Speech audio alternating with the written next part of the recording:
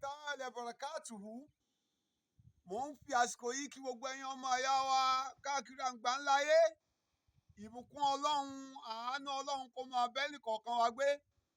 Òun sẹ́ńlá Anabi wa Muhammad sallallahu alayhi wa sallama. Ó ní nǹkan méjì ni yóò mú ẹ̀dá wọ àlùjánnà ọlọ́njọ́ ń gbé ní dàlìkìyámà. Nígbà tí wọ́n béèrè ọ̀rọ̀ yìí lọ́wọ́ òun sẹ́ńlá Anabi wa Muhammad sallallahu alayhi wa sallama, sí ẹ̀gbọ̀rọ̀ yìí sì wà láti ọ̀dọ̀ bàbá wa Abi Huraira. Wàhání Abi Huraira radiyallahu anhu qala su'ila Rasulullahi sallallahu alayhi wa sallama ma yudkhilun nasa al-janna. Nígbà tí wọ́n béèrè lọ́wọ́ bàbá wa Abi Huraira, tí ọba aláàkọ́bá ayọ́nú sí wọn, ó wá sọ wípé wọ́n béèrè lọ́wọ́ òun sẹ́ńlá Nabi wa Muhammad sallallahu alayhi wa sallama, kí ni yóò mú ẹ̀dá wọ àlùjánnà lọ́njọ́ ń gbé ní dàlìkìyámà.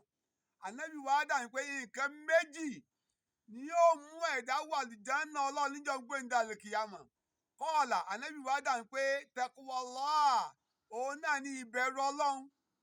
Ẹlẹ́ẹ̀kejì ń bẹ, òun náà ni husnul khuluq, òun náà ni ìwà rẹ̀.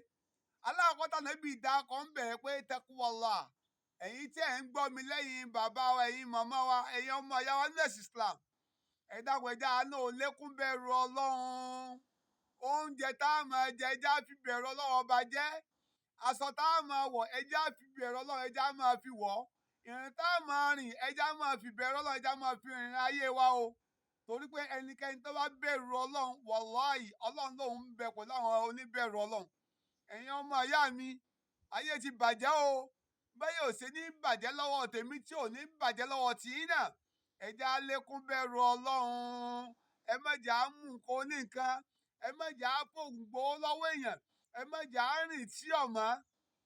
Ìtànàbí kọ́kọ́ dá kan ń bẹ̀ ẹ̀yin náà yòǹbó Ànábì wa Muhammad sallallahu alayhi wa sallam. Òun náà ní taqwallah, òun náà ní ìbẹ̀rù Ọlọ́run. Ẹlẹ́ẹ̀kejì ń bẹ nínú ìbẹ̀rù Ọlọ́run yìí náà. Bákan náà, ẹ má jà àwa tá a jóbìnrin. Ẹ̀yin tó lọ́n ń ṣe fún wa lọ́ṣọ̀ọ́ ara wa. Ẹ má jà á tà káàkiri.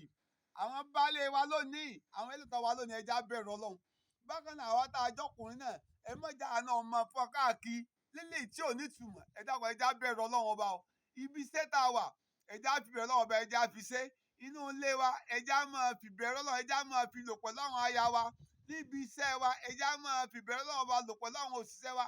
Àdúgbò tá a wà, ẹ má jà á bàjẹ́, ẹja fi bẹ̀rù Ọlọ́run, ẹja fi lò.